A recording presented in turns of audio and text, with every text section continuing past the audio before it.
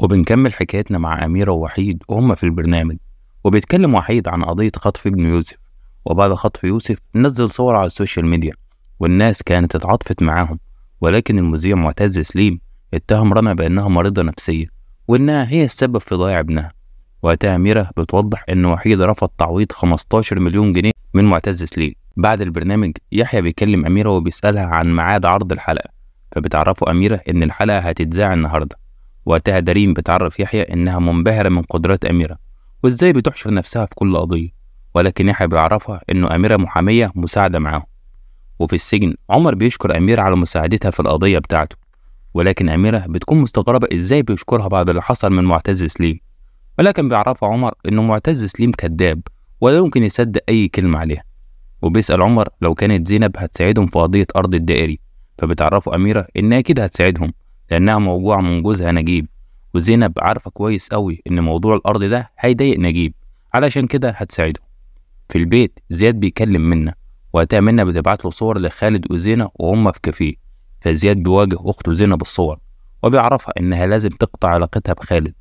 ولكن زينة بتعرف زياد إنه خالد مجرد صديق مش أكتر. ساعتها زياد بيفكر زينة باللي عمله معاهم خالد أول يوم في المدرسة، ولكن زينة بتعرفه إن خالد اعتذر ليها وهي سامحته. وقتها زياد بيقول لها ما تكلمش خالد تاني وإيه اللي هيقول لمامته. ولكن زينة بتعرف زياد إنها ممكن تقول لمامته هي كمان عن موضوع الفيديو بتاع خالد. في نفس الوقت بنشوف أميرة ويحيى في المستشفى، وبيطمن يحيى على حماة أميرة، وأميرة بتشكره جدا على مساعدته ووقفته جنبها. وبيعرفها يحيى ميعاد الجلسة بكرة بتاعت وحيد. وتاني يوم في المحكمة القاضي بيسأل عن سبب ازدحام القاعة، فبيعرفه معتز إن دي عنده هو. والقاضي بيعرفه إن شهرته بتقف عند باب المحكمة والكل هنا واحد. وقتها بيتقدم يحيى، وبنروح لمكتب المستشار اللي بيعرف زينب إنه نجيب وافق على الطلاق، وكمان موافق على كل شروطها، ولكن لو ساعدت عمر في قضيته هيعرضها للمساءلة القانونية. فزينب بتسأل أميرة لو كانت محتاجة تساعد عمر جوزها، وأميرة بتعرفها إنه أكيد محتاج مساعدتها. ساعتها زينب بتعرف المستشار إنها لا قابلته ولا شافها لأنها قررت تساعد أميرة. وفي المحكمة يحيى بيسأل معتز لو كان يعرف وحيد، وقتها معتز بيرد إنه يعرفه من خلال السوشيال ميديا مش أكتر. فيحيى بيسأله لو ما كانش جاب سيرة رنا في برنامجه وإنها مريضة نفسيا وهي السبب في خطف ابنها، فبيرد عليه معتز إنه كان بيتكلم عن الإهمال بصفة عامة وما كانش يقصد حد معين. وفي المكتب بتتكلم زينب عن نجيب وجوزها، وبتعرف أميرة إن في يوم وقع تحت إيد نجيب راجل أعمال قرب يعلن إفلاسه. وقتها نجيب استغل الراجل ده وخلاه يشتري قطعة أرض بالمحافظة، ونجيب دفع رشوة كبيرة لراجل مهم في المحافظة علشان يظبط كل الأوراق اللي يدين عمر في قضيته ويمسك هو مكانه منصب المحافظ. وبتعرف أميرة إن الأرض دي عمل نجيب الأسود، ولو اسمه اتجاب في القضية هتدمر سمعة نجيب. وبتعرفها إن في إيديها كارت حلو ممكن تستغله هي وجوزها عمر. وبتسألها أميرة عن الراجل الوسيط لو كانت تعرف اسمه أو عنوانه، ولكن زينب مش بتكون عارفة حاجة أكتر من اللي قالته. وبنرجع للمحكمة، ودارين بتسأل الشاهد الأول نبيل اللي بيكون معد في برنامج معتز سليم، فبتسأله دارين عن الحلقة اللي عليها قضية رنا ووحيد. فبيرد نبيل إن معتز كان بيقصد رنا في كل كلامه، والحلقة كانت معمولة على رنا وهو اللي كان بيديهم كل المعلومات اللي يعملوا عليها الحلقة. وقتها بيتعصب معتز وبيغلط وبيعرف المحكمة إنها انتحرت علشان كانت مريضة نفسيا. في الوقت ده رامز كان بيصور كلام معتز، وبيعرفه معتز إن المفروض اللي يتحاسب هو وحيد لأنه ساب مراته مريضة لحد ما انتحرت، وبيعترف إنه فعلا كان بيقصد رنا ببرنامجه. ساعتها دارين بتطلب بالكشف عن مصادر معتز لأنه اعترف إن رنا مريضة نفسيا، ولكن بترفض المحكمة وبتطلب إنهم يثبتوا بطريقة تانية إنه رنا ما كانتش مريضة نفسيا، وبتحكم المحكمة بتأجيل القضية. وفي المكتب أميرة بتعرف سيف المعلومات اللي وصلت ليها في قضية عمر، وسيف بيعرفها إنه بكده هيقدر يطلع عمر بكفالة مالية وتستعد هي وزينة وزياد لخروج عمر. فبيدخل يحيى وبيطلب من أميرة إنها تحضر معاهم الميتينج، وبتوصل أميرة الميتينج وبتعرف الفيديو اللي نشره رامز، وده بيكون دليل كويس في قضيتهم لأن يخلي الرأي العام في صفهم. وقتها دارين بتعرفهم إنهم محتاجين يثبتوا كذب معتز، وبتسأل وحيد لو كان الدكتور مخبي عنهم أي حاجة عن مرض رنا، ولكن وحيد بيعرفهم إن رنا ما كانش عندها أي حاجة غير اكتئاب ما بعد الولادة مش أكتر، وأخدت علاج وخفت. بس بعد خطف يوسف حالتها كانت بتسوء ورجعوا تاني للدكتور قبل ما تنتحر. فبتطلب ولاء عنوان الدكتور اللي كان متابع حالة رنا، وفعلا وحيد بيديها عنوان الدكتور.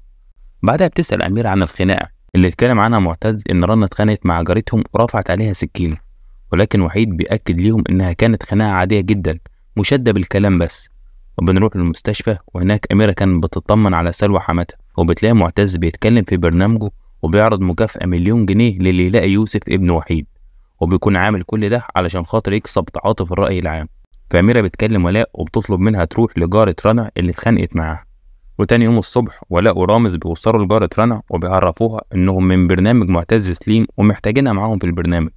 وقتها بيعرفوا إن جارة رنا هي اللي بعتت رسائل لمعتز إن رنا مريضة نفسيا، وبيبان على جارة رنا إن هي اللي مريضة نفسيا. فبيسألوها عن الخناقة اللي كانت ما بينها وما بين رنا، فبتعرفهم إنها اتخانقت مع رنا بسبب مخرطة ملوخية. وبنشوف يحيى وهو بيسمع التسجيل لصاحب قنوات برنامج معتز سليم ومحامية القناة، وبيعرفهم يحيى إن الست دي كانت في مستشفى الأمراض النفسية لمدة 7 سنين، لأنه طول الوقت خايفة ومعتقدة إنه أي حد ممكن يأذيها.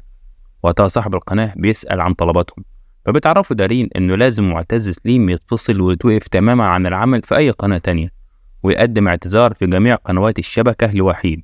وبيعرفهم يحيى إنهم محتاجين مبلغ تعويض 30 مليون عن الضرر النفسي اللي حصل لوحيد. ويعرفهم كمان إنه لو كمل القضية جميع قنوات الشبكة هتقف بسبب إنه بياخد مصادر من ناس من غير ما يتأكدوا. ساعتها صاحب القناة بيوافق على كل طلباتهم بشرط إن التسجيل ما يظهرش أبدا قدام حد. وبيدخل رمز بيعرفهم إنهم وصلوا لابن وحيد اللي كان مخطوف من واحدة ست مش بتخلف، ولكن ده بيكون بعد ما معتز عرض مكافأة. وقتها في حد قريب من الست بلغ عنها علشان المكافأة. بعدها يحيى بيعرف وحيد إنهم لقوا ابن يوسف وكمان حقق اللي عايزه، ومعتز هيوقف عن العمل. وتاني يوم في المكتب بتوصل قضية جديدة واللي بتكون للدكتورة نهى ومعاها أبوها الدكتور جميل. والقضية بتكون اتهام نهى بالتقصير في شغلها لأنه حصل حريق في المعمل الكيميائي اللي شغالة فيه الدكتورة نهى. فبيسأل يحيى نهى لو كان عندها أي فكرة عن سبب الحريق في المعمل، فبيرد الدكتور جميل إن ممكن الحريق حصل بأي سبب لأنه معمل كيميائي. ساعتها دارين بتعرف دكتور جميل إن نهى هي اللي هتكون قدام النيابة والأفضل إنه يسيبها هي تتكلم. فبتعرفهم نهى إن بعد الشغل كانت في النادي بتجري، وبعدها روحت البيت وخرجت من المعمل الساعة 8. فبتسأل دارين نهى لو كانت شاكة في أي حد ممكن يكون سبب الحريق أو مواد جديدة دخلت المعمل، ولكن بتأكد نهى إن اليوم كان عادي وما لاحظتش أي حاجة غريبة اليوم ده. في نفس الوقت رامز بيسأل أميرة مين هيمسك القضية الجديدة، فبترد عليه أميرة إنه أكيد مش عارفة مين اللي هيمسك القضية، وبتعرفه إنه ممكن يروح يطلب إنه يشتغل على القضية، ولكن بيرد عليها إن المكتب محتاج واسطة علشان يقدر يمسك أي قضية. وبيلمح لأميرة عن قضية المستشار اللي شغالة عليها علشان معرفتها بيحيى ولا عشان المستشار صديق جوزها، ولكن أميرة بتعرفه إنه ممكن يحتاج يتعب شوية ويوصل للواسطة اللي محتاجها. وبنرجع لنهى تاني وبتعرفهم إن المطافي لحقت الحريق قبل ما يدمر المبنى، ولكن كل الشغل في المعمل كان انتهى من الحريق. وبيسأل يحيى لو كان ليها أي عداوة مع أي حد ممكن يعمل كده، ولكن نهى بتكون ملهاش أي عداوة مع حد. فبتقرر دارين إنها تمسك القضية. بعدها دارين بتعرف يحيى إن رامز وأميرة هيمسكوا القضية مع بعض علشان تقدر تقيم شغلهم، ولكن يحيى بيعرفها إن أميرة ما تقدرش تسافر علشان المعمل بيكون في اسكندرية. وبيعرف دارين إن حماة أميرة في المستشفى ومش هتقدر تسافر، ولكن دارين بتكون مصرة على رأيها. في نفس الوقت منى بتكون عند هنا وبتطلب منها إنها ترشحها للمخرج بدل البنت اللي مشيت وكانت عاملة دور أخت نادر، فبتوافق هنا ترشحها للمخرج. في المكتب دارين بتعرض على أميرة ورامز القضية وإنهم يسافروا اسكندرية علشان يقابلوا الشهود ويجمعوا كل المعلومات عن القضية، ولكن أميرة بتطلب لو ممكن تروح وتيجي من غير ما تبات في اسكندرية، ولكن دارين بتعرفها إنه صعب ولازم تكون هناك، ولو مش هتقدر ممكن تعتذر، ولكن أميرة بتعرفها إنها هتكون جاهزة للسفر الساعة 7. بعدها يحيى بيوصل مكتب أميرة وبيسألها عن السفر، وأميرة بتعرفه إنه دارين بتختبرها لما تكون تحت ضغط الشغل هتعمل إيه، ولكن يحيى بيعرفها إن وقت التقييم هيكون صوته الأميرة لأنها محامية موهوبة. وتاني يوم في المكتب أميرة بتشوف فيديو لمعتز على اليوتيوب بعد وقفه عن العمل، وبيتكلم في الفيديو عن دارين على عملية تجميد البويضات بتاعتها. وبيوصل رامز علشان يتحركوا. في نفس الوقت دارين بتكون مع الدكتور رشيد والدكتورة نهى. وقتها الدكتور رشيد بيعرفهم إن الحريقة اللي حصلت كانت بفعل فاعل، وبيعرفهم إنه كان في غاز البوتين بكمية كبيرة في المعمل، ومش طبيعي تكون الكمية دي موجودة لأنهم بيستخدموه بكميات قليلة خالص. وقتها بيرد الدكتور جميل إن نهى ما استعملتش المادة دي لا بعد الحريق ولا قبل الحريق. وبيعرفهم شريف إنه مفيش غير سببين للحريق، يا إما الموضوع حصل عن جهل أو في تعمد في الحريق. وقتها دارين بتسأل نهى لو كانت بتشك في حد، ولكن نهى بتأكد لها إن مفيش حد بتشك فيه. في نفس الوقت بنشوف نجيب وهو في زيارة لعمر، وساعتها عمر بيعرفه إنه يجهز لأنه قريب أوي هيكون في المحكمة، وساعتها الناس كلها مش هيكون ليها كلام غير عن نجيب. وقتها نجيب بيطلب إنهم بدل ما يخبطوا ببعض يساعدوا بعض. ساعتها عمر بيعرفه إن لو اسمه اتجاب في القضية دي هيخسر كتير، ولو مش عايز اسمه يجي في القضية يقول له على اسم الشخص اللي أخذ الرشوة منه. وقتها نجيب بيطلع وصل أمان لعمر علشان يطمن إنه مش هيجيب سيرته في القضية. وبعد ما عمر بيمضي على الوصل، نجيب بيطلع ورقة فيها اسم الراجل اللي أخذ الرشوة، وبنعرف إنه عزت هو اللي أخذ الرشوة عشان يلبس عمر القضية. في نفس الوقت منى بتكون في التصوير علشان تمثل مع نادر، وبتطلب من نادر يكلم المخرج لو جاب الدور، ساعتها هتجيب له هنا، وبيتفق نادر إنه يساعد منى في مقابل إنها تخلي هنا ترجع له. وفي المكتب دارين بتسمع الفيديو اللي اتكلم فيه معتز عن تجميد البويضات، فبيعرفها إبراهيم وصديقه نور إنهم قرروا يأجلوا موضوع الشراكة بينهم. تاني يوم الصبح بيوصل رامز وأميرة الإسكندرية وهم رايحين لرهان موظفة الاستقبال. في نفس الوقت في المكتب دارين بتسأل نهى لو كانت متأكدة إنها خرجت من المعمل الساعة 8 بالظبط. وقتها بيتكلم دكتور جميل وبيعرف دارين إن دكتورة نهى منضبطة جدا في مواعيدها، فدارين بتطلب من دكتور جميل يسيبها مع نهى لوحدهم، وبتعرفها دارين إنه قدام المحكمة مش هيقدر يتكلم بالنيابة عن نهى زي ما بيتكلم في المكتب.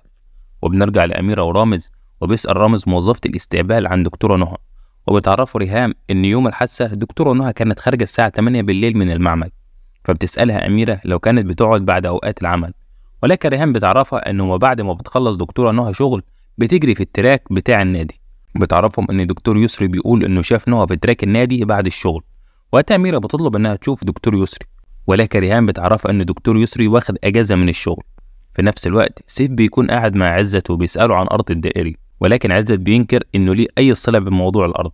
وقتها بيطلب منه سيف يعترف بالرشوة اللي أخدها علشان أرض الدائري، بيعرفوا إنه عارف كل حاجة عن الرشوة، وبيهددوا سيف بملفات ممكن تسجنه لمدة 50 سنة، ولكن لو اعترف بموضوع الرشوة هيتسجن لمدة 3 سنين بس. في المكتب دارين بتعرف يحيى إنها متضايقة ومش لاقية نفسها وسط الشغل، وبيسألها يحيى لو كان كل ده حصل بسبب كلام معتز، ولكن بتعرفوا إن كلام معتز ما ضايقهاش، ولكن هي بتكون حاسة إن عمرها بيتسرق منها وسط الشغل والقضايا. وفي اسكندرية رامز وأميرة بيوصلوا لدكتور يسري، وبتسأله أميرة شاف دكتورة نهى إزاي وهي بتجري في تراك النادي، فبيعرفهم إن تراك النادي بيبان من قدام المبنى. وقتها الساعة 8:15 أخوه عصام كلمه وخرج يسري علشان يرد عليه، وشاف نهى وهي بتجري في تراك النادي. ساعتها جرس الإنذار ضرب فراح الكافيتيريا، لأن دي بتكون تعليمات المجمع عندهم، لما جرس الإنذار يضرب الكل يروح الكافيتيريا. وبيعرفهم إنه شاف عربية مطافي قدام مجمع المعامل. وبالليل يحيى بيكلم أميرة وبيطمن عليها، وبيعرفها إنه قاعد في مكتبها علشان يحل قضية، بيطلب منها ما تتأخرش. تاني يوم الصبح سيف بيطمن عمر إنه ضغط على عزت يشهد في موضوع الرشوة، ولما عمر بيسأله عن أميرة بيعرفوا إنها سافرت الإسكندرية علشان معاها قضية. وقتها عمر بيطلب من سيف يراقب أميرة دايما لحد ما يخرج من السجن. في نفس الوقت رامز وأميرة بيكونوا في المجمع، وبيكونوا مستغربين جدا من كلام دكتور يسري إنه شاف أميرة بتجري في التراك بالليل، والمسافة ما بين المجمع والنادي بتكون كبيرة جدا. وقتها رامز بيحاول يكلم أمه، ولكن مش بيلاقي شبكة في تليفونه، وبيطلب تليفون أميرة علشان يكلم أمه عشان تليفونه مش لاقط شبكة. وأميرة بتلاقي كمان إن تليفونها مفهوش شبكة، وساعتها بيكونوا مصدومين جدا، لأن دكتور يسري قال لهم إنه خرج يكلم أخوه لما رن عليه وهو في المجمع، وبيستغربوا إزاي يكلمه والمجمع كله مفهوش شبكة. ولما بيسألوا كمان على مكان الكافيتيريا بيعرفوا إنها بعيدة جدا عن مكان الطريق اللي بتمشي فيه عربية المطافي. وقتها بيتأكدوا من كذب دكتور يسري في كل اللي قاله، وأكيد مخبي حاجة عنه. في نفس الوقت سيف بيكون في المكتب علشان قضية، وبيسأل عن أميرة، وبيعرفوا يحيى إنها في اسكندرية بخصوص قضية، ومعاها رامز زميلها في المكتب. في نفس الوقت رامز بيوصل أميرة للبيت، وفي البيت سلوى بتعاقب زياد وبتفصل الراوتر لأنه غاب عن المدرسة من غير ما يقول لها، ولكن زينة بتطلب من جدتها إنها تشغل الإنترنت وتعاقب زياد بس. فبتدخل أميرة وبتسألهم عن سبب الخناق، فبتعرف أميرة إنه زياد طول اليوم كان بره البيت ومراحش المدرسة. بعدها بتعرف أميرة من زياد إنه كان مع منة طول اليوم في استوديو التصوير، فبتقرر تعاقبه أميرة كمان، وتعرفوا إن جدته كان عندها حق. وتاني يوم الصبح دارين بتعرف من رامز وأميرة كل المعلومات اللي وصل ليها، وبتعرفهم دارين إنه أكيد يسري هو اللي عمل كده أو عارف حاجة ومخبيها. وقتها يحيى بيعرفهم إن لازم يواجهوه قدام القاضي بكذبه. بعدها دارين بتعرف يحيى إنها بعد القضية دي هتسيب الشغل. لو وصلت لحد هنا ما تنساش تشترك في القناة وتفعل زر الجرس علشان خاطر يوصلكم كل جديد. شكرا لكم والسلام عليكم ورحمة الله وبركاته متابعينا الأعزاء.